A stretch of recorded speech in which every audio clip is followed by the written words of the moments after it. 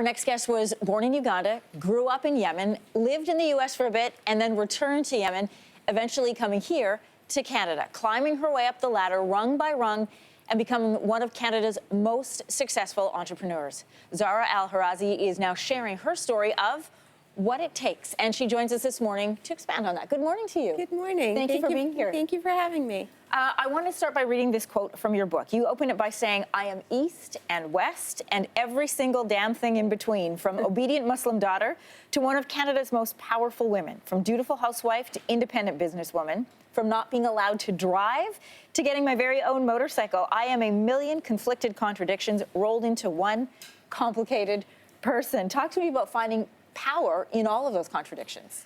You know, my mother's from India. I was raised in Yemen with East African influences because that's where I was born and where my family kind of come from.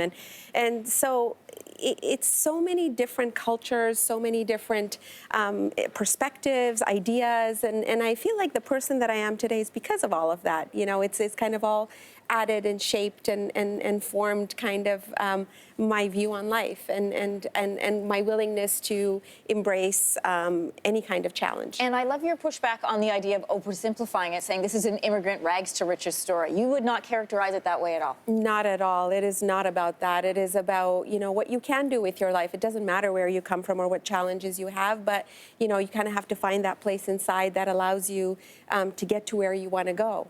I want to talk about where you want to go in a second, but let's look back to the 70s. Your mom was one of the first women in Yemen to drive, but she was also one of the first women to work. What lessons did you build on from that?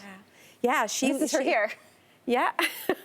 Yeah, she was driving she said those days, if you saw a car coming towards you down the street, you knew exactly who it was because there were so few cars in Yemen. Wow. And she's absolutely amazing. She's, everything I know is what I've learned from her, you know, the things I should do and also the things I shouldn't.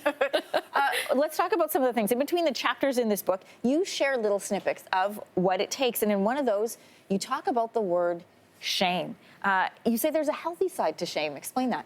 Yeah, you know, it's interesting. So there's so many different words and perspectives. It takes inheritance, it takes this, it takes that. And shame is the one everybody loves. And I feel like, you know, because of my culture and the restrictions that I had growing up, it's kind of developed this thing in me where I have a value system.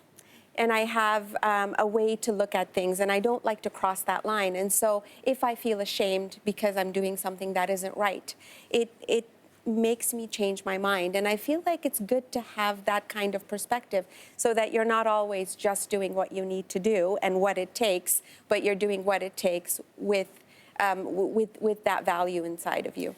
What It Takes was also written in part because you have had such incredible success. You are one of Canada's top and most successful entrepreneurs. If you could give a lesson to younger women who are looking at you now saying, I want to make sure I have what it takes, what would you say? You know, believe in yourself. Like there are lots of things that are going to come at you in life. There's so many different challenges, and some of them will bring you to your knees. But I just think you kind of have to have that innate belief. Find that place where you're happy with yourself and you're willing to take risks. You're willing to step out and face those challenges and move on after you get knocked down. So. Thank you so much for coming in this morning. The book is called What It Takes. Lots of valuable information inside. Thanks for watching. If you like this, be sure to subscribe here. And you can check out more Your Morning videos right here.